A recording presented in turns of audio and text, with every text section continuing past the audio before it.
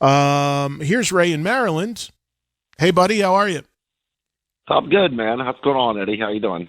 I'm all good. What's going on with you today? What do you got? Well, I'm going to open with "Fuck the Radio Hall of Fame," so just get that out of the way. I just had fun with that because they're like celebrating 20 years of radio. I'm like, Jesus, I celebrated 40 a year and a half ago, but it's all good. It just was funny to me. I just. Oh yeah, it's ridiculous. Sounds like it's ridiculous as the other one we talk about. Maybe. I'm going to talk about a little bit about the Sabbath stream and another way to get it to your big TV. But I got a comment on something that you said last week. You Jersey boys were hardcore.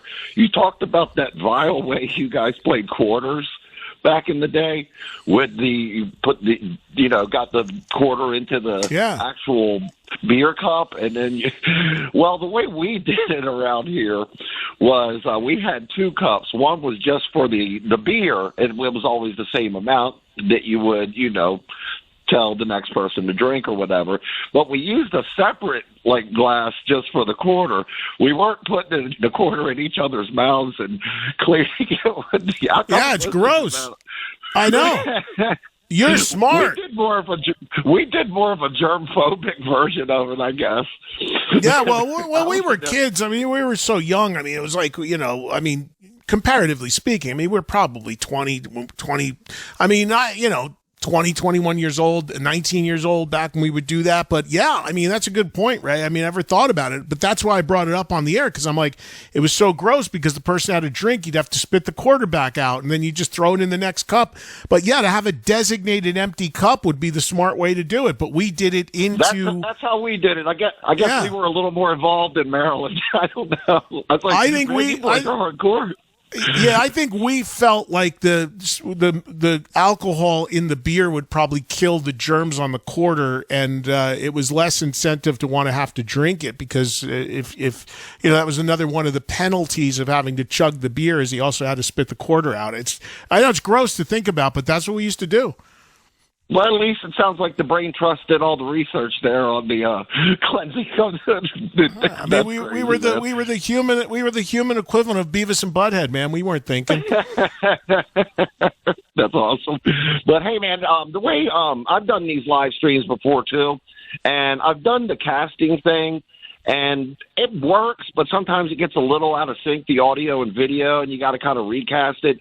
What I've done is, if you got a laptop, or even your desktop, if it's close enough, we have a really long HDMI cable. It's like a 50-footer. And just instead of running it to the monitor, or you can run it directly out of the HDMI jack on the laptop, just run that directly into your TV, and you'll get the same thing that you would normally see on a monitor, and you get the full sound if you got a cool audio system and all that. So that's how we're going to do it. But the thing is, man, there's a cool thing happening this weekend about 6-7 minutes from my house at our movie theater, and they're going to show the remastered version of the original Spinal Tap movie. And I never got to see it in a theater. I've seen the thing 100 times. I have it on DVD and Blu-ray, but I never got to see it in a theater, so I'm going to do that. So the Sabbath thing is going to start at 10. The movie's at 4. It's also playing Sunday, but I can't do it on Sunday.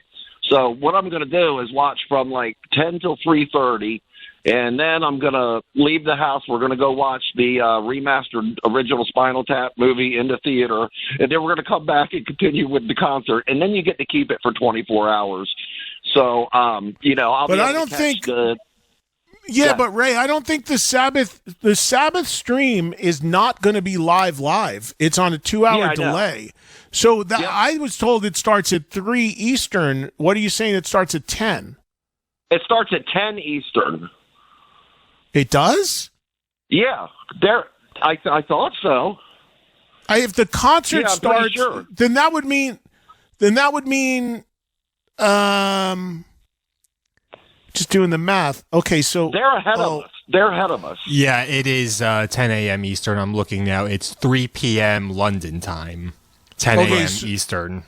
So then, but then it's delayed. It's time shifted. Right. So that's why we get it started at 10, and it's on a couple-hour delay or whatever. But I'm going to watch from 10 till 3:30, go catch the Spinal Tap at the theater, and then come back and finish watching the concert. And then you get to keep it for 24 hours. So I'll catch the 3 or so hours I missed on Sunday. So I'll still be able to see both. And when I know your schedule's up and down for the next couple of weeks or whatever, but when I get a chance to call in again, I'll give you my thoughts on the Sabbath. And if there was any new bells and whistles on the Spinal Tap, I'm sure it'll still be the same silliness and everything. But man, have a great holiday weekend, brother.